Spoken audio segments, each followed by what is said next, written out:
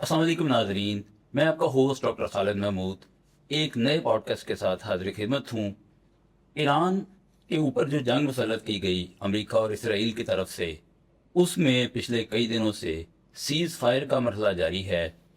माहिरीन का ये कहना है कि ये सीज़ फायर जो है ये जंग के ख़ात्मे की तरफ एक कदम है, और अगर हम ये फ़र्ज़ कर लें कि ये जंग मुकम्मल हो चुकी, इसके मकासद जो भी थे किसी हद तक हासिल कर लिए गए और जंग मज़ीद तूल नहीं पकड़ेगी, तो इसी मौजू पर हम ये बात करने जा रहे हैं आज कि ये जंग इसके बाद इस दुनिया में क्या तब्दीली लाएगी, किस किस स्टेक होल्डर्स के लिए क्या क्या तब्दीलियाँ मुतवक्को हैं।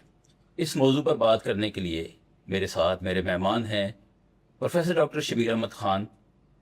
डॉक्टर शबीर अहमद ख़ान ने अमेरिका से पीएचडी की है पॉलिटिकल साइंस में, जामिया पंजाब में पॉलिटिकल साइंस के उस्ताद हैं। जंग के मौजू पर भी बहुत अरसे से लिखते रहे हैं। इनके बहुत सारे टीवी प्रोग्राम्स और पॉडकास्ट इसी मौजू पर हैं। आइए इनसे बात करते हैं। अस्सलाम वालेकुम डॉक्टर साहब। वालेकुम सलाम। डॉक्टर साहब आपका बहुत शुक्रिया, आपने वक्त दिया। डॉक्टर साहब, हम ये एज्यूम करने जा रहे हैं कि ईरान के ऊपर जो जंग मुसल्लत की गई वो ख़त्म हो गई है, तो क्या ये हमारी अजम्पशन इन हालात में ठीक है? क्या हम इस काबिल आज हैं कि ये हम एज्यूम करके आगे चलें?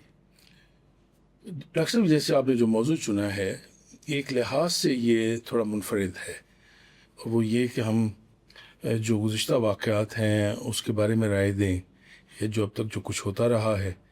आपने बड़े शानदार तरीके से कि लोग ये भी जानना चाहते हैं कि अब क्या होने वाला है।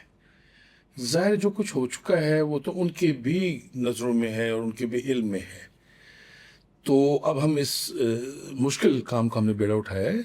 हम कोशिश करेंगे कि जो सिनारियो या जो तस्वीर नज़रकशी हमें मुस्तक़बिल करीब में नज़र आने वाली है, गो हम बात करते हुए ज़ाहिर है कि हम जो हक़ाइक़ हैं हम उसका जायज़ा लेंगे, और जैसे आप फरमाया करते हैं कि जो हमारे पास अब तक डेटा अवेलेबल है और जो हमारे पास रिसोर्सेज हैं, तो आप बयान देखें दोनों तरफ के। ईरान के जो पाकिस्तान में सफ़ीर हैं उनका अगर आप ट्वीट देखें, डोनाल्ड ट्रंप के जो बयानात हैं वो देखें, फिर अभी आपने देखा कि सिर्फ 3 दिन के वक्फे से जो उनके वज़ीर ख़ारजा हैं ईरान के, वो 2 दफ़ा तशरीफ़ लाए पाकिस्तान, फिर वो मिडल ईस्ट के ममालिक के दौरे पे, और फिर अब वो मास्को के लिए रवाना हो चुके हैं। अच्छा, इनसे ये अंदाज़ा हो रहा है कि जो पाकिस्तान की कोशिशें थीं कि पहले ये सीज़ फायर हो, और वो 2 हफ्तों के लिए हुई। अमरीकी भी यहाँ आए, मुज़ाकरात भी हुए, लेकिन उसके बाद एक तात्तुल आया। अच्छा, वो सीज़ फायर ख़त्म नहीं हुई, इसके बावजूद कि कुछ इक़दामात हुए। अमेरिका ने ब्लॉकेट किया स्ट्रेट ऑफ हॉर्मुज़ का, और कुछ बयानात, जिस तरह से ट्रंप का एक मिजाज है कि उतने तेज़ बयानात भी दिए, लेकिन इसके बावजूद जो आखिरी उनका बयान था वो ये था कि हमारा टेलीफोन जो है ना, हर वक्त आप जब चाहें कॉल कर लें हमें, और हम बातचीत के लिए तैयार होंगे। और एक दफ़ा तो ये भी हुआ कि शायद डेलीगेशन फिर आ रहा है। तो डॉक्टर साहब, मैं आपसे ये मैं एग्री कर रहा हूँ कि आप जो फरमा रहे हैं कि अगर हम ये अजम्पशन कायम कर लें कि क्या जंग रुक गई है, तो उसका जवाब है कि जंग रुक गई है। क्या ये मुमकिन है कि ये दोबारा शुरू होगी उसी शिद्दत के साथ? तो अब हमें जो कोशिशें हैं उससे ये लग रहा है कि शायद ना शुरू हो दोबारा। और जो ये अब टाइम जो गुजर रहा है इसमें, और ये जो दौरे हैं, पहली जब मीटिंग हुई है दोनों की और फिर पाकिस्तान ने सालिसी की, तो उन्होंने अपनी अपनी रेड लाइंस बयान कर दी। अब उसमें होता क्या है कि क्या उन रेड लाइंस में कोई फ्लेक्सिबिलिटी है? फिर दोनों जो तरफ़ैन हैं वो फिर अपनी जो फ्लेक्सिबिलिटी है वो ज़ाहिर है कि फिर एक और लाइन ड्रॉ करते हैं कि यहाँ तक वो आ सकते हैं, और दूसरा जो कंसेशन लेना चाह रहा है या देना चाह रहा है वो फिर अपनी लाइन ड्रॉ करता है। मुझे लगता है कि ये जो खामोशी है और ये जो तातुल है, ये बज़ाहिर नहीं दिखाई दे रहा कि जैसे कहीं तुम टेबल पे बैठे हों, और लेकिन मुझे बैकडोर, जिसको आप डिप्लोमेसी कहते हो, मुझे पहले से ज़्यादा तो तेज़ी के साथ इक़दामात होते हुए नज़र आ रहे हैं बैकग्राउंड में, जो इस जंग के मुस्तकिल ख़ात्मे का बाइस बनेंगे। जी बिल्कुल ठीक हो गया। अच्छा डॉक्टर खान, ये बताइए कि सबसे ज़्यादा तो इसमें जो मुतासर जो फ़रीक है وہ ایران ہے. ایران کے اوپر جنگ مسلط کی گئی ہے. ماہرین یہ تو کہتے ہیں کہ اس جنگ کے بعد جب یہ ختم ہوگی یا ہو چکی ہے، ایک نئی دنیا ہوگی. پرانی دنیا ہمیں نظر نہیں آئے گی. اب اس نئی دنیا کے تناظر میں سب سے پہلے ہم بات کر لیتے ہیں خود ایران کی.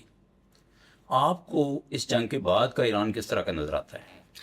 سب سے پہلا جو فرق آپ دیکھیں گے وہ یہ کہ ایک ملک جس پہ حملہ ہو چکا ہو، اور وہ حملہ بھی 2 بار ہو چکا ہو، اور حملہ کرنے والی طاقت جو ہے وہ ایک بڑی طاقت ہو امریکہ، اور پھر جو اسرائیل جس کی پوری تاریخ ہے مڈل ایسٹ میں حملے کرنے کی اور ملکوں کو برباد اور تباہ کرنے کی، اس بھیانک 2 دفعہ، ایک دفعہ 10 ماہ پہلے ہوا، اور پھر اب جو آپ نے دیکھا کہ پورے آپ کہہ لیں کہ وہ 4 ہفتوں سے زیادہ کا دور ہے جس میں مسلسل کئی مقامات، جس میں وہ کئی دفعہ کہتے ہیں کہ شاید وہ 20,000 ایسی سائٹس ہیں جو انہوں نے ٹارگٹ کر کے حملہ کی. اور پھر اب آپ نے دیکھا کہ آخری حربے کے طور پہ ٹرمپ نے بلاکیٹ کیا ہوا ہے کہ وہ جو ایران کی جو ٹریڈ تھی اور آئل کی اور گیس کی، اچھا وہ بھی روکی ہوئی ہے. اس کا مطلب یہ ہے کہ اب جو نیا ایران ہوگا، ایک تو یہ جو سفرنگ ہے اس کی جو اب تک ہو چکی ہے، یہ پروسیس رک جائے گا، یعنی وہاں اب جنگ نہیں ہوگی. جو آگے کا جو دور ہے جس میں اب ایران کو موقع ملے گا، ایک تو اب یہ موقع ملا ہے کہ وہ ان کے ظلم و ستم اور یہ جو دھمکی دے رہے تھے کہ سویلائزیشن کا خاتمہ کر دیں گے، یہ جو باتیں ہو رہی تھی، میں کہوں گا کہ وہاں پہ تو وہ لکیر لگ گئی ہے، ایک سٹاپ ایک لگ گیا ہے.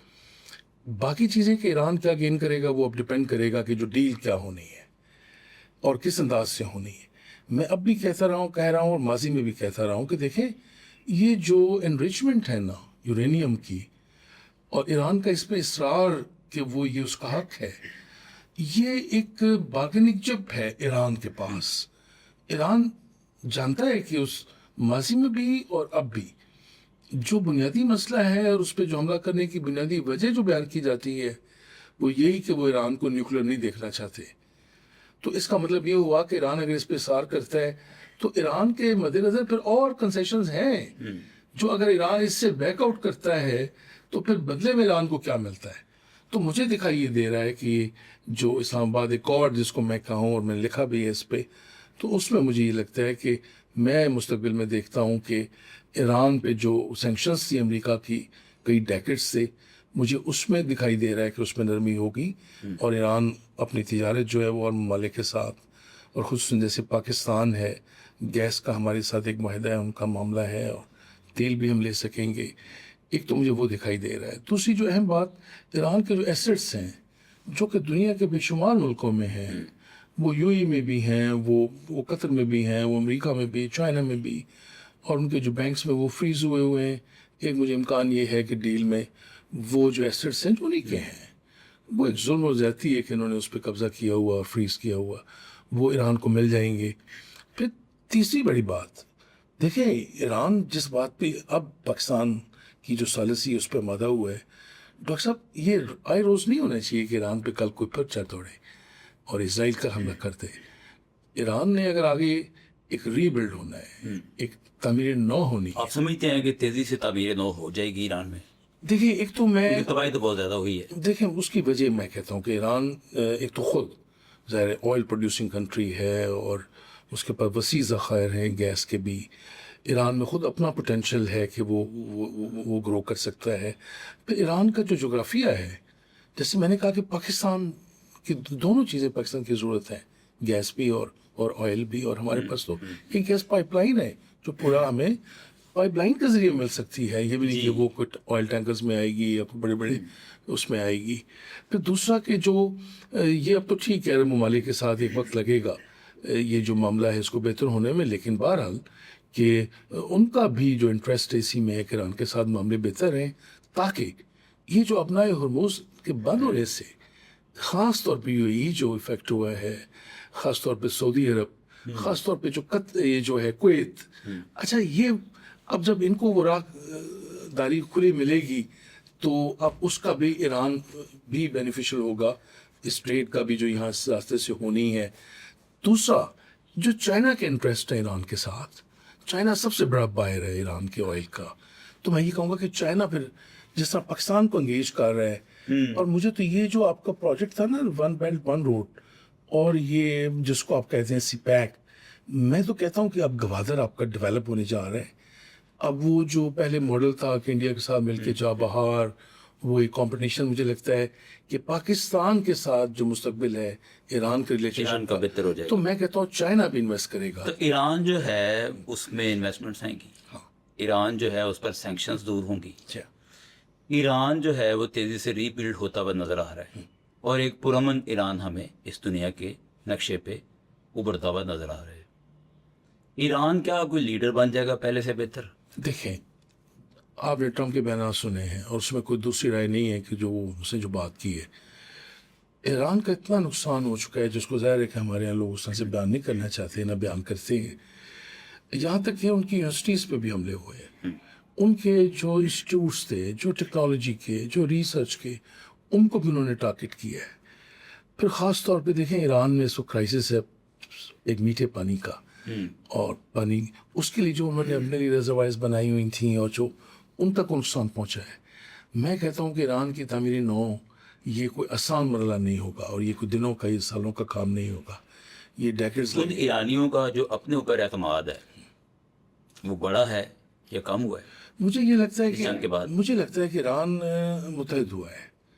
مجھے یہ لگتا ہے کہ ایران اپنے اندر سے ایگزیکٹلی ان پہ جو آفت آئی ہے نا, اور جو مشکل آئی ہے, ظاہر دو بڑے ممالک ان پہ پل پڑے اور انہوں نے جو وہاں پہ کرنا چاہا, تو آپ نے دیکھا کہ جو میں عجیب بات کرنے لگا ہوں آپ سے, ماضی میں آپ نے دیکھا ہے کہ جب کبھی کوئی معاملہ ہوتا تھا مڈل ایسٹ کے ممالک میں ہوا, ہمارے نیبر افغانستان میں ہوا, آپ وہاں سے نا ایک فلائٹ دیکھتے تھے کہ ایک سیلاب امڑ آتا تھا مہاجرین کا. لوگ بمباری سے بچنے کے لیے, لوگ یہ سمجھنے کے لیے, آپ نے دیکھا کہ ایرانیان نے تو اپنی سرزمین کو نہیں چھوڑا. ایران کے ساتھ بھی تو نیبرز ہیں اور ممالک لگتے ہیں, لیکن وہ لوگ تو جا کے مہاجر بن کے نہیں رہے اور بڑے بڑے کوئی کیمپس نہیں بنے, نہ انہوں نے کو دنیا سے اپیل کی کہ وہ ان کی مدد کے لیے آئے. تو ایرانی جو قوم ہے اور جو ان کی جو ریزیلینس ہے اور اپنی سوئل, اپنی دھرتی کے ساتھ جو ان کی لگن اور محبت ہے, اس میں تو کوئی دوسری رائے نہیں ہے. مجھے تو ایرانی قوم زیادہ مضبوط, زیادہ مستحکم, زیادہ متحد نظر آئی ہے. اب دیکھنا یہ ہے کہ یہ جو رجیم اب جو باقی بچا ہے, یہ اپنی ایرانین قوم کے ساتھ ان کو ری بلڈ کرنے میں, یا ان کی جو ویل بینگ ہے, یا ان کی جو نقصانات ہیں اس کو کم کرنے میں یہ کہاں تک رول پلے کرتا ہے. صحیح. چونکہ مجھے وہاں بھی ڈویژن نظر آ رہی ہے ایران کے اندر بھی. ظاہر ہے کہ کچھ لوگ, ظاہر ہے پرانا جو رجیم تھا زیادہ ہارڈ لائن ہے جیسے کہا جاتا ہے, کچھ لوگ اصلاحات پسند ہیں, لیکن ایرانی قوم ایک, میں کہوں گا کہ ایک پہلے سے بڑی طریقے سے بہتر قوم بن کے متحد ہوئی. دنیا کے سامنے نظر آئی ہے. اس نے اپنی جو کہتے تھے نا ایک تہذیب اور جو اپنی ان کی ایک ہسٹری ہے, انہوں نے اس کا پاس رکھا ہے, اس کی لاج رکھی ہے, اس پہ دوسری رائے نہیں. ڈاکٹر صاحب, اس جنگ کا ایک بڑا اہم اور دوسرا فریق جو ہے وہ اسرائیل ہے. اسرائیل کو آپ اس جنگ کے بعد کیسا دیکھتے ہیں؟ دیکھیں مجھے لگتا ہے کہ اسرائیل کی جو مشکلات ہیں اس میں اضافہ ہوا ہے. کس طرح کی؟ ایک تو پہلے ظاہر ہے آپ نے دیکھا کہ جو ایک تصور تھا نا کہ اسرائیل جو ہے اس کا دفاع وہ ناقابل تسخیر ہے. ایران نے یہ ثابت کیا کہ ایران کے جو میزائل تھے, جو بیلسٹک میزائل اور ڈرونز جو ہے, انہوں نے ان کے بڑے اہم شہروں کو ہٹ کیا ہے. اب زندگی اور خاص طور پہ ایک چمگٹے کی صورت میں, ایک گروپ کی صورت میں اس نے جو ڈرونز اور میزائل پھینکے ہیں, اس کا مطلب ہے کہ ان کو روکنا 100% ممکن نہیں تھا. دیکھیں حالانکہ 4 طرح کے سسٹمز ہیں, لیئرز ہیں. اسرائیل تک پہنچنے سے پہلے تو سب سے پہلے تو اردن سے بچنا پڑتا ہے, جو وہاں پہ امریکہ نے اپنے پیٹریوٹک اور سارے میزائل. صحیح. ایک تو ولنریبلٹی جو تھی نا اسرائیل کی, وہ ثابت ہو گئی ہے. پھر دوسرا کہ جو اسرائیل جب چاہتا تھا غزہ میں, اور یہ جو مغربی کنارہ ہے اور لبنان میں سے اس نے بھی کیا, جو ایک بازار گرم کیا ہوا تھا ایک ظلم و ستم کا, اس کو لگا کہ اس کو کوئی جواب دینے والا ہے.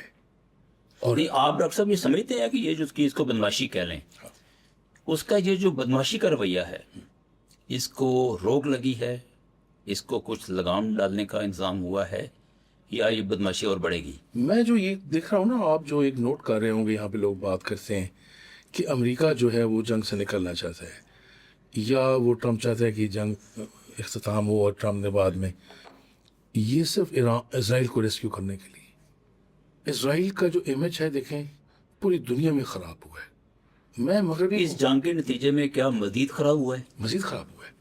مجھے بتائیں ویسٹ دنیا سے جو آ رہا ہے ریسپانس اسرائیل کے خلاف ہے. باقاعدہ یہ نہیں کہ لیڈرز کے بیانات میں نے سنے اور پڑھے ہیں، اور مغربی لیڈرز کے جو ماضی میں بالکل وہ ساتھ کھڑے ہوتے تھے نیتن یاہو کے اور اسرائیل کے، انہوں نے مخالفانہ بیان دی ہیں.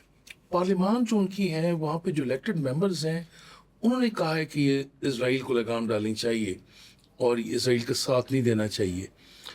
اگر امریکہ کا ساتھ اس جنگ میں آپ جو کہتے ہیں کہ نیٹو نہیں آیا، یہ وہی سوچ ہے. اس کی وجہ اسرائیل ہے، اسرائیل ہے اسرائیل کی ریپوٹیشن ہے. ایگزیکٹلی. اس کی وجہ کہ ڈاکٹر صاحب ظلم جتنا بھی ہو لیکن اس سے زیادہ ہو نہیں سکتا تھا جو اسرائیل کر چکا ہے. عالمی ضمیر جو ہے وہ آخر وہ بھی تو انسان ہے نا، تو عالمی ضمیر کو جھنجھوڑا ہے. اور ایران کی جو بہادری ہے کہ ایران ڈٹ کے کھڑا ہے اپنا بڑا نقصان برداشت کرنے کے باوجود بھی، اس سے ایک میسج تو کیا ہے پوری ورلڈ میں، اس میں کوئی دوسری رائے نہیں. دوسرا بھی یہ جو ڈیل ہونی ہے یہ ڈاکٹر صاحب اس کے بغیر نہیں ہونی کہ اسرائیل کے بارے میں کوئی اس میں ایسی شک شامل نہ کی جائے کہ اسرائیل کو روکا جائے کہ اسرائیل، جیسے آپ نے دیکھا اس کو انہوں نے مشروط کر دیا تھا لبنان کے ساتھ. ہاں، تو آپ نے دیکھا کہ لبنان میں بھی فائر بندی ہوئی. ایران اپنی دادیوں کے ساتھ کھڑا ہے ڈٹ کے، ہاں اور ان کے مفاد کے بغیر صلح نہیں کر رہا. نہیں تو ایران اگر اپنے ہی صلح کر لیتا اور ایک ڈیل سائن یہ کر، دادیوں کو چھوڑ دیتا. آپ نے دیکھا کہ یہاں ایک موقع ایسا ہے جب انہوں نے کہا کہ نہیں لبنان میں بھی بمباری نہیں، جب تک وہاں سیز فائر نہیں ہوگا ہم آگے بات ہی نہیں کریں. اور ایسے ہوا. اسرائیلی ڈیلیگیشن اور لیبنیز یہ امریکہ گئے ہیں اور اسرائیل اور لبنان میں سیز فائر ہوا ہے.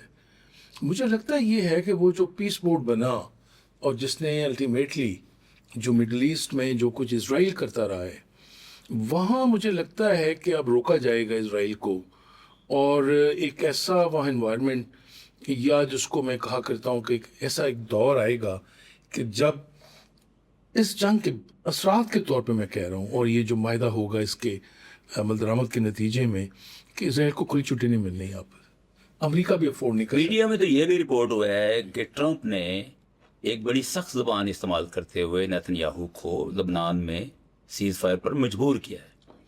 جے ڈی وینس کا آپ نے سنا، اس نے ڈانٹ پلائی.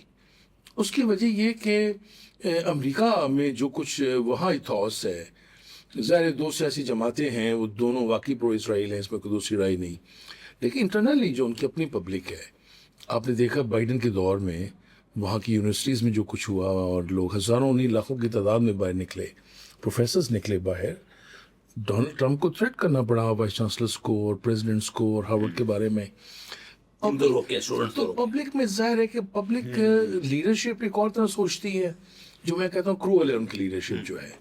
لیکن میں پبلک کو یہ کہتا ہوں کہ ان کے ہاں ابھی بھی ایک آپ کہہ لیں کہ جس کو آپ کہیں گے کہ ہیومینیٹیرینزم جس کو آپ کہتے ہیں، یا وہ یہ ضرور آپ کو وہاں واضح سنائی دیں گی کہ یہ ظلم جو ہوتا ہے اسرائیل کی طرف سے یہ نہیں ہونا چاہیے. تو مجھے تو لگتا ہے کہ ایک یہ بھی پریشر اب پورے ویسٹ میں اور پھر امریکہ میں، تو مجھے لگتا ہے کہ اسرائیل کو جو ہے فیوچر میں اب نہیں لگتا کہ اس کو یہ امریکہ اس انداز سے سپورٹ کرے گا اللہ کہ وہ یہ اپنی جو جارحانہ جو حکمت عملی ہے وہ جاری رکھ سکے. اس جنگ کے جو سب سے بڑے فریق ہیں اس کی طرف آتے ہیں یو ایس اے. امریکہ کس طرح سے بدلا ہمیں نظر آئے گا اس جنگ کے بعد؟ امریکہ فوری طور پہ نہیں بدلا نظر آئے گا. امریکہ میں چونکہ ابھی ڈونلڈ ٹرمپ موجود ہے، ڈونلڈ ٹرمپ ایک ایسا پریزیڈنٹ ہے کہ جس نے امریکہ کی پوری تاریخ کو بدل کے رکھ دی ہے، جس نے فارن پالیسی کو بالکل ایک نئی شیپ ایک نیا رنگ دے دیا ہے. جیسے اس نے جب یہ واقعہ ہوا ہے واشنگٹن میں ایسے جو ڈنر پہ جو ایک فائرنگ، اس کے بعد بھی اس نے کہا، اور اس نے کہا کہ یہ جو تاریخ ہے میں نے یہ امریکہ میں کوئی صدر وہ کام نہیں کر سکا ہے. تو مجھے لگتا ہے کہ 2 سال جب تک ٹرمپ اپنے اقتدار میں ہے تو مجھے کو بہت بڑی تبدیلی کی گنجائش. امریکہ کے اندر تو شاید تبدیلی نظر نہیں آ رہی، لیکن امریکہ کے اتحادی اسے ٹوٹے نہیں ہیں. نیٹو کا کمزور ہونا، نیٹو کا کھلے عام کہنا کہ یہ ہماری جنگ نہیں ہے، ہم آپ کے ساتھ نہیں کھڑے، یہ کہ امریکہ کی سیاسی کمزوری کو ظاہر نہیں کر.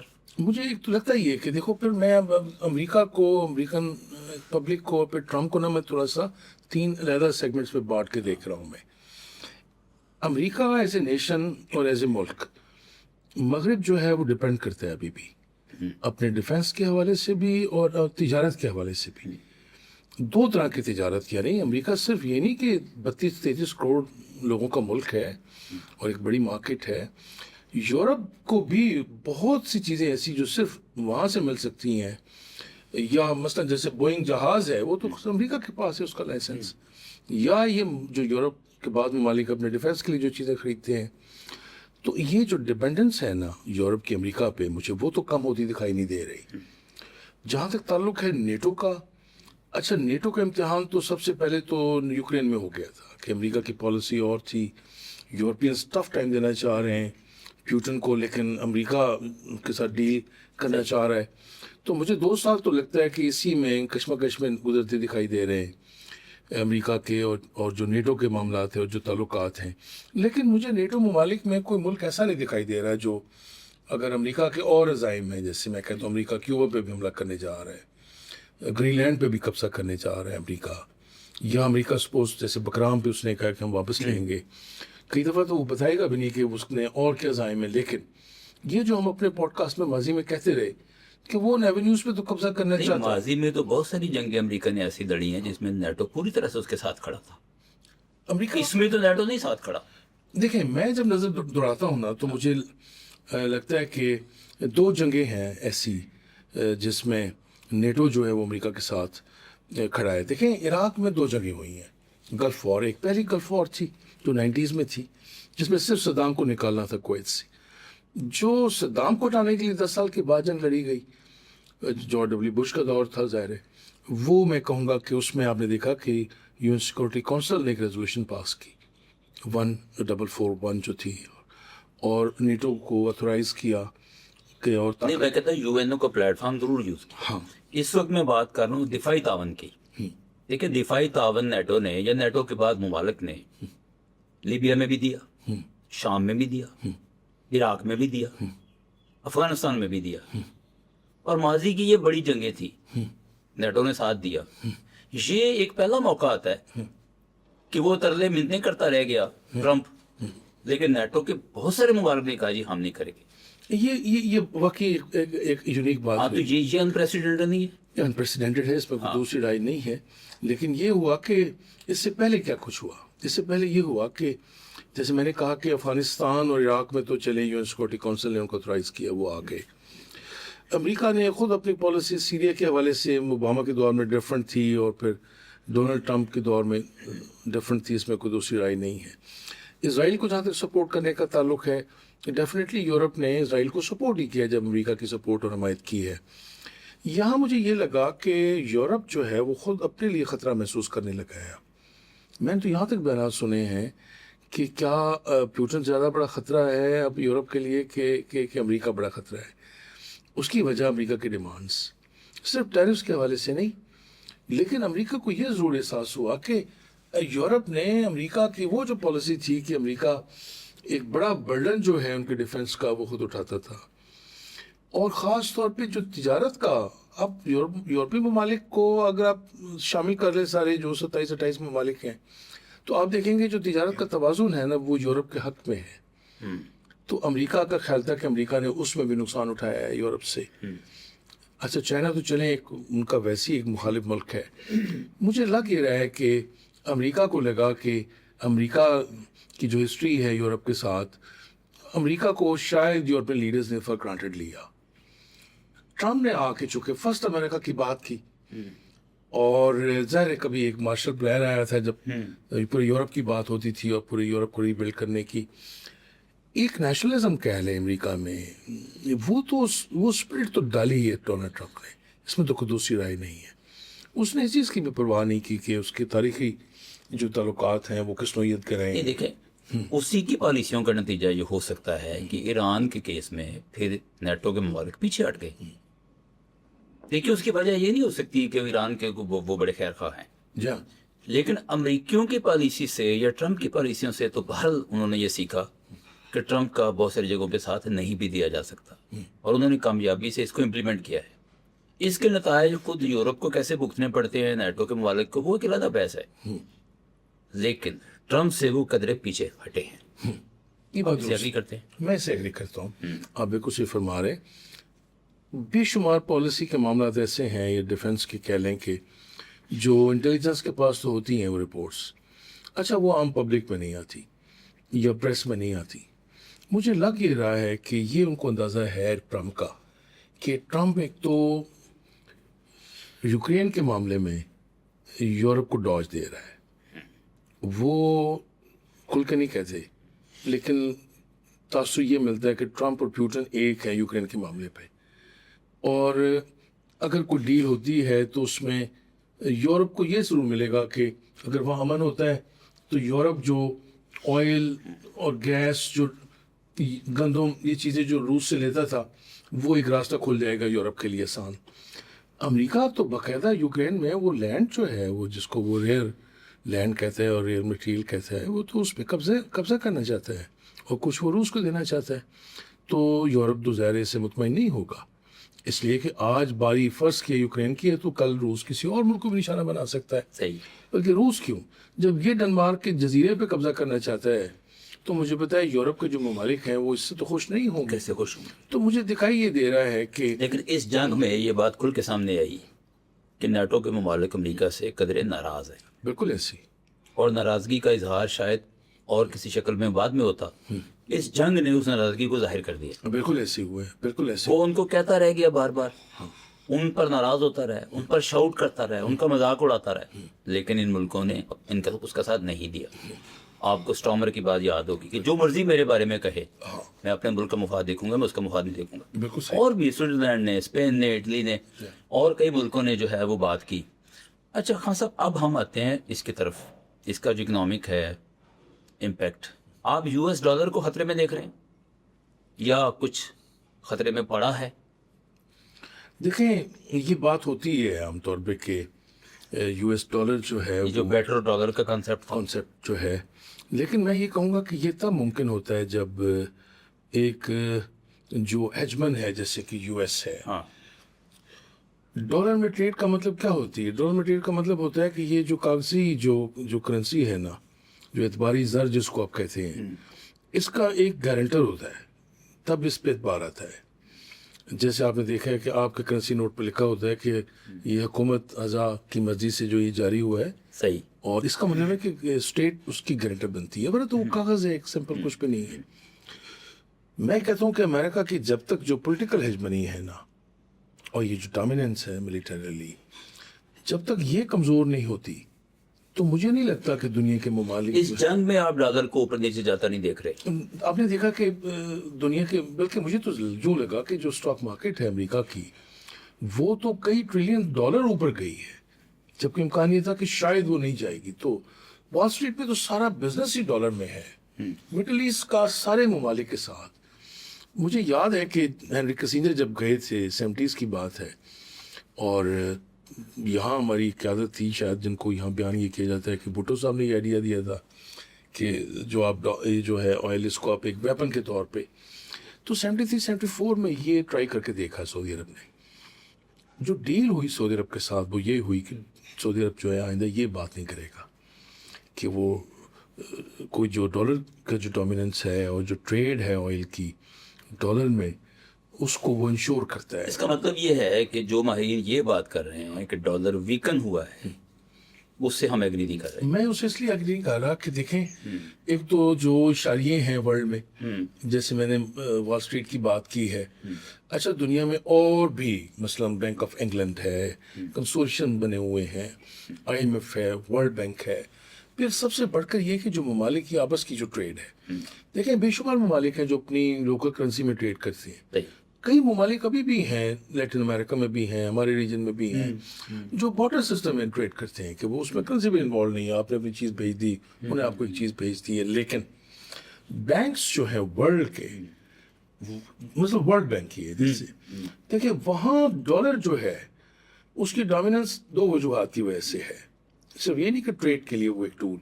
سب سے بڑی بات یہ ہے کہ آپ نے دیکھا دنیا کے سارے بڑے بڑے ملک جو ہیں وہ مقروض ہیں. میں سالوں کی بات کر رہا ہوں. چائنا ایک مقروض ملک ہے صحیح اور 1.5 ٹریلین سے زیادہ کا اس پہ قرض ہے. جاپان ایک مقروض ملک ہے.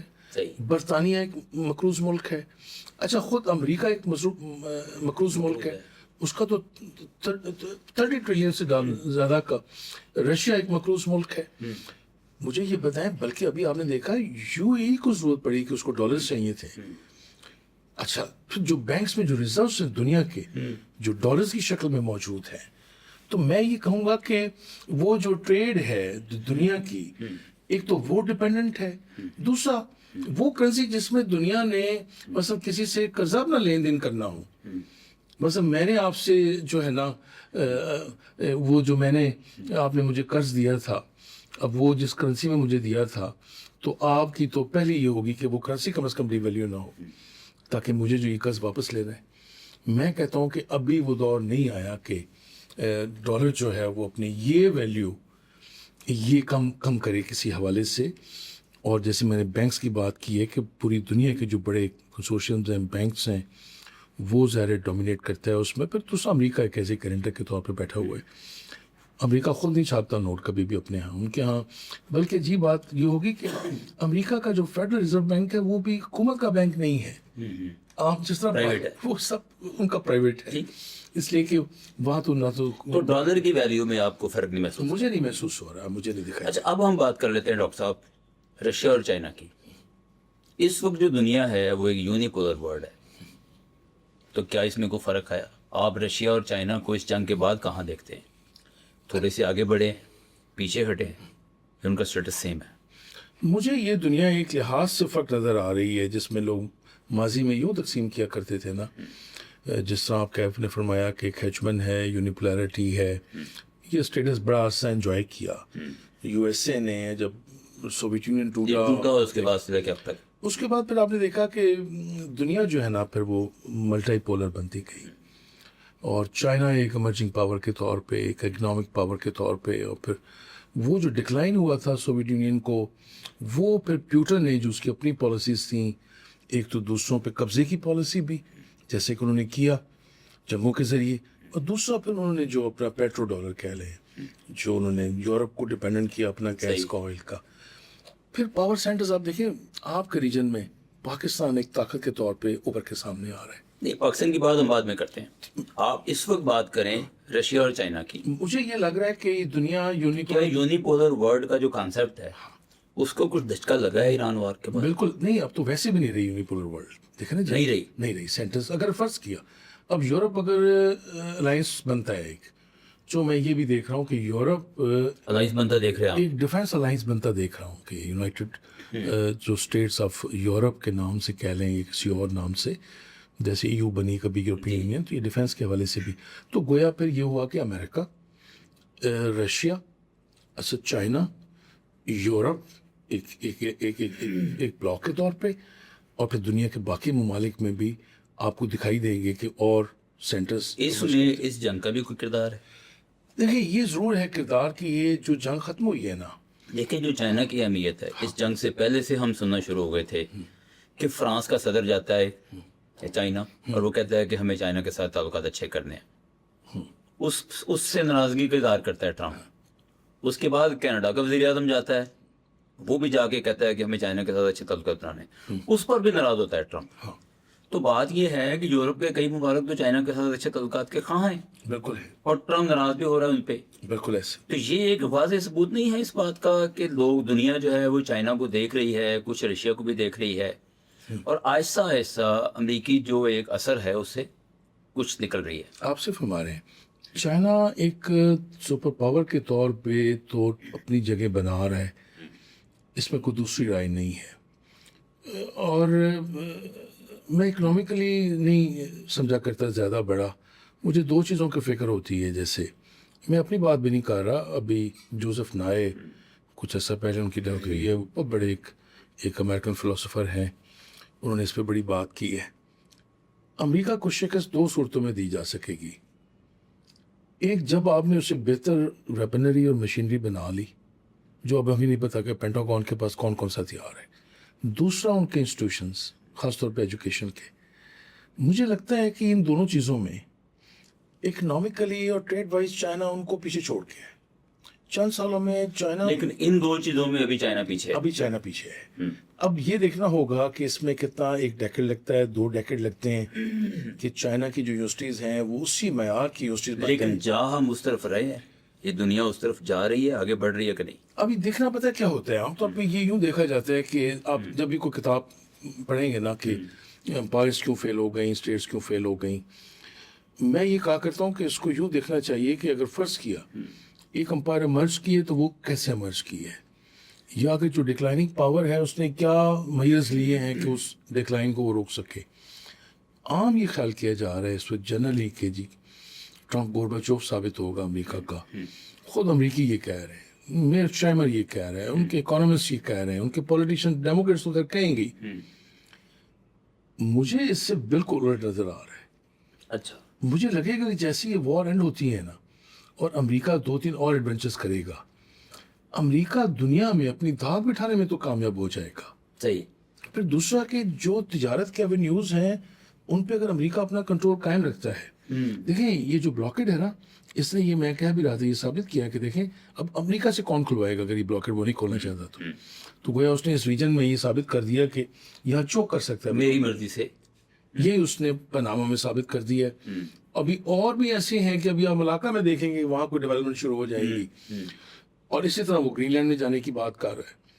مجھے یہ دکھائی دے رہا ہے کہ امریکہ ایک بڑی جنگ کیے بغیر, یعنی وہ نہ تو براہ راست چائنا سے تصادم میں ہے نہ براہ راست رشیا سے تصادم میں ہے, اپنی اکانومی کو بھی اور جو وہاں اب انڈیکیٹرز ہیں اکانومی کے, ٹرمپ بہتر کرنے میں کامیاب ہو جائے گا. اچھا ڈاکٹر صاحب, اب ہم آتے ہیں ایک بہت بڑا فریق ہے اس جنگ کا, وہ ہیں خلیج کے عرب ممالک. ان کو آپ کیسے دیکھتے ہیں اس جنگ کے بعد؟ دیکھیں ڈاکٹر صاحب, آپ نے دیکھا کہ اس جنگ میں ایران نے خلیج کے تمام ممالک پر میزائل بھی داغے اور ڈرون بھی, اور اس سے یہ تاثر ملا کہ وہاں چونکہ امریکی بیسز بھی تھیں, اس کا مطلب یہ ہوا کہ ان کی جو پھر اکانومی, خاص طور پہ جب یو اے ای میں ان کے ایئرپورٹس کو ٹارگٹ کیا گیا تو وہ ٹورزم, اور پھر جو ظاہر ہے وہاں سے جو ہرموز بند ہوئی تو ان کی جو تجارت ہے وہ متاثر ہوئی. اس میں تو کوئی دوسری رائے نہیں ہے کہ ایران اور یو اے کے ممالک کو دوبارہ سے ایک ریکنسائل کرنے میں ایک وقت لگے گا بڑا. لیکن میں یہ کہوں گا کہ خاص طور پہ جو یو اے ای ہے وہ چونکہ بالکل سامنے ہے ایران کے, اور ان کی ظاہر زیادہ ان کو ایشو بنا ہے. ایک تو ان کو ری بلڈ کرنے میں ایک عرصہ درکار ہوگا, اور دوسرا یہ کہ باقی جو عرب ممالک ہیں ان کو میں دیکھ رہا ہوں کہ جیسے پاکستان نے بالکل ایسی جنگ کے دوران آپ نے دیکھا کہ ہم نے چونکہ سعودی عرب کے ساتھ ایک دفاعی معاہدہ بھی کیا ہوا ہے, پاکستان نے اپنے جو جہاز تھے اور پاکستان کی ایئر فورس اور ہمارے جوان وہ سعودی عرب میں گئے ہیں. مجھے لگ یہ رہا ہے کہ پاکستان کے اس اقدام سے یہ میسج جو ہے یہ قطر کو بھی گیا ہے, یہ میسج کویت کو بھی گیا ہے. میں یہ دیکھ رہا ہوں کہ جو عرب ممالک ہیں خاص طور پہ خلیج کے اور گلف کے, اور مجھے لگ رہا ہے کہ آگے چل کے یہ ممالک خود بھی آپس میں بھی ایک مجھے الائنس میں کچھ نظر آ رہے ہیں, کچھ نہیں بھی ہوں گے, لیکن پاکستان مجھے لگتا ہے کہ جی سی سی کا جو الائنس تھا ہاں اس میں ایک بڑی دراڑ نہیں پڑ گئی اس جنگ کے بعد؟ دیکھیں ظاہر ہے اس میں کوئی دوسری رائے نہیں ہے, لیکن اسی کے ساتھ سگنلز تو پہلے بھی تھے, جی ہاں, لیکن اس جنگ کے بعد زیادہ کھل کے سامنے نہیں آ گئے. بالکل سامنے آیا, اس میں کوئی دوسری رائے نہیں, بلکہ مجھے تو خطرہ یہ, میں تو یہاں سے یہ بھی ڈر رہا ہوں کہ بعض اوقات اسرائیل, آپ کو قطر اور سعودی عرب ہاں اور کویت ہاں اور عمان کسی حد تک ہاں. آپس میں ایک گروپ کی صورت میں نظر آ رہے ہیں. بالکل ایسے ہی ہے, آپ کو بحرین اور مصر, اردن اور یو اے ای جو ہے اور یو اے ای ایک الگ گروپ میں نظر آ رہے ہیں. بالکل ایسے ہی ہے, اس میں کوئی دوسری رائے نہیں ہے. لیکن اس میں چونکہ کلیدی رول پاکستان کا ہے, اور پھر ہم اس میں ایک اور ملک کو بھی شامل کر لیں جو ترکی ہے. ترکیہ, پاکستان, مجھے لگ رہا ہے کہ یہ اس جو بڑا بلاک ہے نا یہ اس کا حصہ ہوں گے, اور یقیناً اب یہ ہو سکتا ہے, میں ابھی مجھے نہیں آئیڈیا کہ, لیکن ایران اگر اس میں شامل ہوتا ہے تو مجھے لگتا ہے کہ اسرائیل کے حوالے سے پاکستان جو کردار ادا کرنے جا رہا ہے کہ اس کو روکا جائے, اور جو مڈل ایسٹ میں جو ڈیولپمنٹس ہونے جا رہی ہیں, میں زیادہ ایک امکان دیکھ رہا ہوں عرب ممالک کے آپس میں اتحاد کا اور خصوصاً پاکستان کا اس میں جو کردار ہے جو کلیدی ہوگا، اور ہو سکتا ہے کہ جس طرح کا معاہدہ سعودی عرب نے پاکستان کے ساتھ کیا ہے، میں ایک دو اور ممالک کو بھی دیکھ رہا ہوں جو پاکستان کے ساتھ اسی نوعیت کا معاہدہ کرنا چاہیں گے۔ اچھا، اب آ جائیں پاکستان کی طرف کہ پاکستان ہمارا پیارا ملک، اس کے اوپر اس جنگ کے کیا اثرات ہوں گے؟ دیکھیں، سب سے بڑی بات تو یہ کہ پاکستان نے جو اس میں رول پلے کیا ہے، اور یقیناً یہ ایک بڑا ایک کلیدی کہہ لیں، ایک تاریخی کہہ لیں، اور ایک ایسا کردار جس کی تاریخ میں مثال نہیں ملتی کہ اس جنگ کو رکوانے میں ضرور رہی۔ اس بالکل جنگ کو رکوانے میں اس میں دوسری رائے نہیں ہے۔ ان فریقین کو سامنے لے کے آنے میں جو پاکستان کی سفارتکاری ہے، میں پاکستان کا مستقبل جو ہے، یقین کریں اس جنگ کے بعد کئی حوالوں سے دیکھ رہا ہوں کہ جو بہتر ہوگا۔ سب سے بڑی بات یہ کہ ہم پہ الزام ایک لگتا تھا کہ شاید ہم آئسولیشن میں ہیں۔ ہم نے جو اپنے سب سے بڑے انیمی انڈیا ہے اس کو بالکل کارنر کر دیا ہے۔ وہ سفارتی میدان میں پاکستان کی جو حیثیت ہے، وہ جب امریکہ تسلیم کرتا ہے، چائنا تسلیم کرتا ہے، روس تسلیم کرتا ہے، اب عرب ممالک بھی تسلیم کرنے لگے ہیں، تو ہمیں ایک تو سب سے بڑی جو کامیابی ہے وہ سفارتی ملی ہے۔ اور اس کا سہرا میں کہتا ہوں ہماری جو فوجی قیادت ہے، ہمارے جو فیلڈ مارشل جناب سفارتی کامیابی میں ہم بہت آگے نکل گئے ہیں۔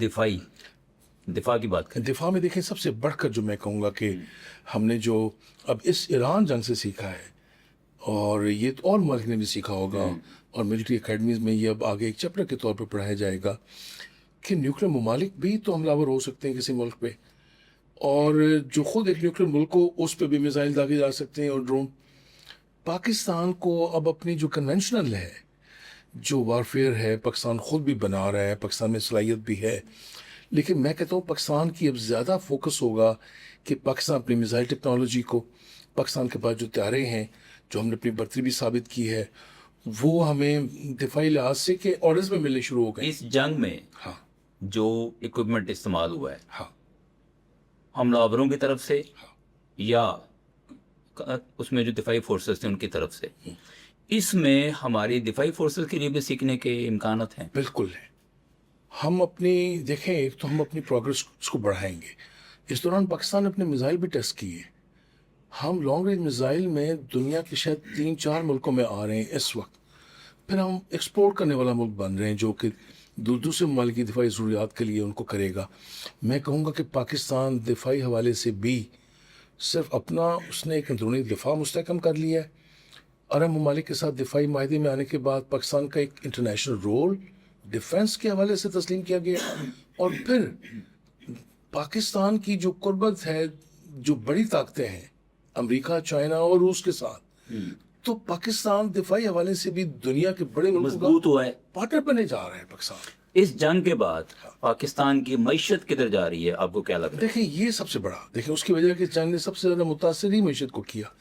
اچھا، ہم بھی متاثر ہوئے، ظاہر ہے پاکستان میں آئل کی پرائسز اوپر گئیں، اور پاکستان کی عوام جو ہے وہ آپ نے دیکھا ان کو تو ساری دنیا کو متاثر کر دیا۔ سب سے کیا، لیکن سب سے بڑھ کر یہ کہ ہم بالکل نیبرہڈ میں ہیں، اور آپ دیکھ رہے ہیں کہ جو ایران اور امریکہ اور اسرائیل کی ان کی کچھ جو ڈیل ہوتی ہے، اور اس پہ سے جو پابندیاں ہیں وہ نرم ہوتی ہیں تجارتی، اس کا فائدہ پاکستان کو ہوگا۔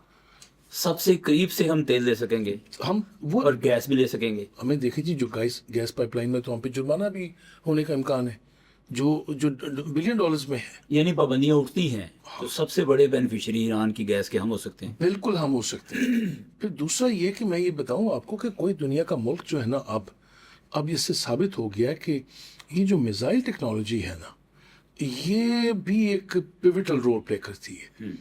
پاکستان وہ کی میزائل ٹیکنالوجی دنیا کے بہترین ممالک کے مقابلے میں ہے اس وقت۔ ہم اپنے قریبی ممالک کو بھی، ہم گلف کے ممالک کو بھی یہی ٹیکنالوجی اور ان کی ہیلپ، اور کہہ لیں یہ میں دیکھ رہا ہوں کہ یہ تو تجارت ہی ہوئی نا، کہ جب وہ آپ سے وہ سودے کریں گے جو دنیا کے اور ممالک سے کرتے تھے۔ آئل ریفائنریز کے لیے تو آلریڈی سعودی عرب بات کر رہے ہیں، اور آپ کی یہ جو خاص طور پہ گوادر میں۔ پھر مجھے ایک اور لگ رہا ہے جو میں یو اے کی جو پریشانی میں جو دیکھ رہا ہوں نا ڈاکٹر خالد صاحب، یو اے میں ہے کیا، دیکھیں ایک انٹرنیشنل جو ٹریڈ ہے اس کا وہ ایک ہب بنے نا، جیسے کبھی ہانگ کانگ ایک ڈیولپ ہو گیا تھا۔ پاکستان کا جو کوسٹل ایریا ہے یہ اب چیلنج کرنے جا رہا ہے کہ یہاں صرف یو اے ای اور یہ جو ممالک ہیں جس کو آپ کہتے ہیں کہ یہ جو سمندر کے ساتھ لگتے ہیں، میں کہتا ہوں ایک گوادر نہیں، صرف پسٹے نہیں، اس پوری آپ کو آسٹریلیا میں دیکھیں گے آگے پاکستان جو ہے، اور خاص طور پہ گوادر کو تو میں اسی طرح ڈیولپ ہوتے دیکھ رہا ہوں جیسے کبھی ماضی میں ہانگ کانگ ہوا تھا، یا کبھی جیسے دبئی ایک سینٹر بنا. تو مجھے تو تجارتی حوالے سے بھی لگ رہا ہے کہ، اور پھر خاص طور پہ دیکھو چائنا کے ساتھ ہمارا آلریڈی جو ہم سی پیک میں انوالوڈ ہیں، میں بہترین معاشی مستقبل دیکھ رہا ہوں پاکستان کا، تجارت کے حوالے سے بھی اور ٹریڈ کے حوالے سے. ہماری جو سفارتی تعلقات بڑے ہیں، ہمارا جو رول اس میں سامنے آیا ہے، یہ آپ کو لگتا ہے کہ معیشت میں کنورٹ ہوگا؟ اس کے نتیجے میں پاکستان میں امن بڑھے گا، پاکستان میں جو ہے وہ تجارت بڑھے گی، پاکستان میں انویسٹمنٹ آئے گی؟ آج تو چائنا، رشیا، امریکہ، ایران اور عرب ممالک پاکستان سے خوش ہیں. کیا یہ جو خوشی ہے یہ انویسٹمنٹ میں کنورٹ ہونے کا امکان ہے؟ اس کی دو وجوہات ہیں. سب سے بڑی جو بات ہے، دیکھیں یہاں کہا جاتا تھا کہ جی اگر یہاں 20 ہوگا تو پھر ٹریڈ ہو، تجارت ہوگی. پاکستان کی تو ساری ایفرٹ ہی لانگ ٹرم پیس کے لیے ہے کہ اس خطے سے جنگ نکلے. پھر دوسرا سب سے بڑی بات جو ہے، نیوکلیر ملک ہونے کے ناطے، اور جو آپ نے بنیاد محسوس کا جو آپ کا دن تھا، وہ ملک جو اپنے دفاع کو اتنا انشور کر چکا ہو کہ بڑی طاقت بھی اب یہ ماننے کو تیار ہے کہ پاکستان کے پاس مکمل پوری صلاحیت ہے. دیکھیں ایک ایسے ملک میں ابھی آپ نے دیکھا کہ کتنی آسانی سے جا کے ایئرپورٹ پہ میزائل لگ جاتے تھے. قطر پہ تو اسرائیل نے بھی حملہ کیا، ایران نے بھی میزائل داغے. پاکستان ایک ایٹمی طاقت ہے. آپ کا خیال ہے جب انڈیا جیسا ملک کا پاکستان پہ دوبارہ جرأت نہیں کر سکتا، اور جو کچھ ہم نے سبق سکھایا ہے افغانستان کو، اور جو ہم نے پری ایمپشن کی ہے اور جو اسٹرائکس کی ہیں، تو یہ سارا ہی کا سارا یہ ثابت کرنے کے لیے ہے کہ پاکستان سرمایہ کاری کے لحاظ سے ایک محفوظ ملک ہے. ایک اور سوال، فرقہ واریت ایک ایسا آتش فشاں ہے جو کسی بھی ملک میں کسی بھی وقت پھٹ سکتا ہے. ایران کی جو جنگ ہے، اس جنگ کے بعد ہم کیا محسوس کرتے ہیں پاکستان میں؟ فرقہ وارانہ جو ایک تقسیم ہے اس میں اضافہ ہوا ہے یا کمی ہوئی ہے؟ دیکھیں فوری طور پہ تو آپ نے دیکھا کہ جب ایرانی قیادت اور خاص طور پہ ان کے رہبر علی خامنئی جو ہیں، جب ان کی شہادت ہوئی ہے، ان کے ساتھ ان کے جو باقی لیوٹیننٹس تھے اور دیکھیں پاکستان میں اس کا رد عمل میں یہ کہوں گا کہ فطری تھا.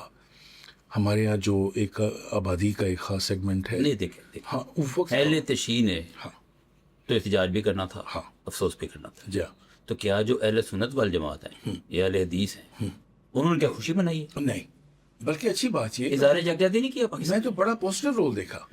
آپ نے دیکھا کہ وہ بھی معاملہ پھر بڑا نہیں، کچھ واقعات ہوئے اور وہ نہیں ہونے چاہیے تھے، لیکن یہ ظاہر ہے کہ جو معاملہ اتنا ہو گیا تھا اس ہمارے خطے میں. لیکن پاکستان کی جو پاپولیشن ہے، اور خاص طور پہ آپ نے جن جماعتوں کا، مذہبی جماعتوں کا ذکر کیا ہے، اس کو ہوا دی جا سکتی تھی فرقہ واریت کو، لیکن سب لوگ شانہ بشانہ کھڑے تھے، اور انہوں نے باقاعدہ اس پورے دوناک اور غمناک واقعے کی مذمت کی ہے اور ہمدردی کا اظہار کیا ہے، اور اپنی ان کے ساتھ آپ کہہ لیں کہ وہ ایک ہی پیج پہ تھے. یہ علیحدہ بات ہے کہ ہمارے یہاں میں فرقہ واریت سے زیادہ نا، جو ہمارے یہاں سیاسی کشمکش جاری ہے نا، اور اقتدار کی جو رسا کشی، اور ہمارے یہاں ایک سیاسی جماعت ابھی بھی یہی سمجھتی ہے، وہ پاکستان کی کامیابیوں کو بھی ایک اچھی نظر سے نہیں دیکھتی، اور ہر مثبت بات میں سے بھی کوئی منفی پہلو نکال لیتی ہے. لیکن میں یہ کہوں گا کہ ہم نے یہ جو رول پلے کیا ہے، اور خاص طور پہ جو آپ دیکھتے ہیں کہ جو بیانات ایرانی قیادت کے ہیں، میں کہتا ہوں اس کا ایک امپیکٹ اب دیکھیں گے. نہیں، ایرانی قیادت کے ساتھ ساتھ آپ ٹرمپ کے بیان پر بھی نظر رکھیں. بالکل ایسے ہی. ہاں تو پاکستان میں مجھے تو نہیں لگتا کہ ہم جو ہمارے یہاں جو ایک ڈر تھا نا. دیکھیں ایرانی جنگ کے بعد پاکستان کی سیاسی حکومت اور پاکستان کے دفاعی افسران مضبوط نہیں ہوئے؟ مضبوط ہوئے، بالکل مضبوط ہوئے. ان کے آپس میں ایک دوسرے پہ اعتماد بڑھا ہے. اور کیا اس کی وجہ سے پاکستان میں جو اتحاد ہے پاکستانیوں کا آپس میں، ہاں وہ بڑا نہیں؟ اس کا اندازہ لگا لیں کہ اب کچھ سیاسی جماعتوں نے کوشش کی کہ کچھ جلسے کرنے کی، اور کچھ کسی جگہ ابھی جیسے آزاد کشمیر میں نہیں، جلسوں کا موضوع ایران کی جنگ تو نہیں ہے. نہیں ہے، اور لوکل تھے وہ بھی نہیں. ہاں تو وہ لوکل ہماری جو پالیٹکس ہے وہ چلتی رہے گی. لیکن اس میں بھی میں دیکھ رہا ہوں کہ ان کو اتنی حمایت و سپورٹ نہیں ہے. مجھے یہ دکھائی دے رہا ہے کہ یہ جو آپ کا انٹرنیشنل رول ہے نا، پاکستانی قوم یہ سمجھ رہی ہے کہ یہ جو فیلڈ مارشل ہیں جنرل عاصم منیر، انہوں نے نہ صرف یہ کہ قومی سطح پہ جو خلا تھا نا قیادت کا اس کو پورا کیا. تو پاکستان بحیثیت ایک قوم و ایک ملک کے آپ کو پہلے سے زیادہ طاقتور نظر آ رہا ہے اس دنیا کے اندر اس جنگ کے بعد؟ مجھے جو آپ کی سیاسی قیادت ہے اور ان کے درمیان جو ہماری جو فوجی قیادت ہے، مجھے تو یہ نظر آ رہا ہے کہ پاکستان میں اب ایک قیادت موجود ہے جس پہ لوگ ٹرسٹ کرتے ہیں. انہوں نے اپنے سے بڑے دنیا کے لوگ دنیا کے لوگ ٹرسٹ کرتے ہیں. دنیا کے لوگ، میں تو پہلے پاکستان کی بات کر رہا ہوں. آپ نے جو ناکو چنے چموائے انڈیا کو، اس سے آپ کا امیج اور آپ کی جو قیادت ہے ملٹری کی، اس کا امیج بڑا ہے. گویا نہ صرف ملکی سطح پہ ایک قیادت کا خلا نہیں ہے اس وقت، عالمی سطح پہ نہیں ہے. عالمی سطح پہ ریجن میں تو دیکھیں یہ ممالک، جب پاکستان تو جنیوا نہیں ہے، دیکھیں پاکستان کوئی اس طرح کا ایک ملک نہیں ہے. پاکستان تو ابھی خود ایک جنگ سے آپ کہہ لیں انڈیا کے ساتھ ایک معاملہ، ایون دین آپ نے دیکھا پاکستان ایک ہب بنا ہوا ہے، ایک ایپک سینٹر بنا ہوا ہے. تو اس کا مطلب یہ صرف ریجن ہی آپ کی قیادت کو تسلیم نہیں کر رہا، عالمی سطح پہ آپ کی قیادت کو تسلیم کیا جا رہا ہے. بالکل صحیح. تو اس سے تو میں کہوں گا کہ پاکستان جو ہے وہ اس خطے کا ایک بڑا ملک بن کے عالمی سطح پہ ایک ایسا ملک جس پہ اعتبار قائم ہوا ہے، جس کی قیادت پہ دنیا کی قیادتوں کا اعتماد ہے. یہ تو میں کہتا ہوں ایک تاریخی لمحہ ہے پاکستان کی تاریخ میں. جی ڈاکٹر صاحب، آپ کی آمد کا بہت شکریہ.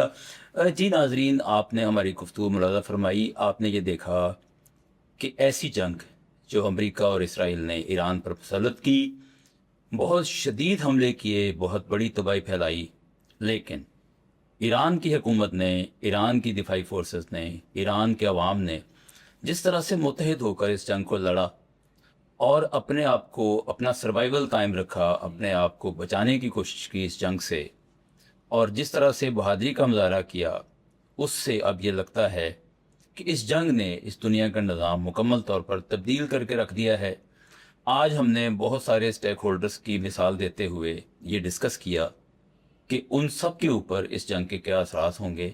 بہرحال یہ بات طے ہے کہ اس جنگ کے بعد کی دنیا وہ والی دنیا نہیں ہے کہ جو اس جنگ سے پہلے تھی. آپ سب کی سماعتوں کا بہت شکریہ. اللہ حافظ.